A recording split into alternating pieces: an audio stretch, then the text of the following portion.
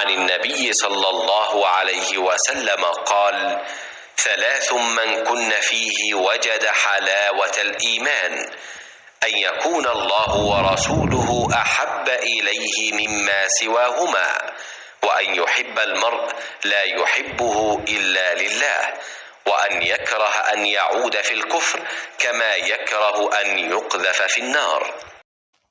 نبی کریم صلی اللہ علیہ وآلہ وسلم نے فرمایا، 3 خصلتیں ایسی ہیں کہ جس میں یہ پیدا ہو جائیں اس نے ایمان کی مٹھاس کو پا لیا۔ اول یہ کہ اللہ اور اس کا رسول اس کے نزدیک سب سے زیادہ محبوب بن جائیں۔ دوسرے یہ کہ وہ کسی انسان سے محض اللہ کی رضا کے لیے محبت رکھے۔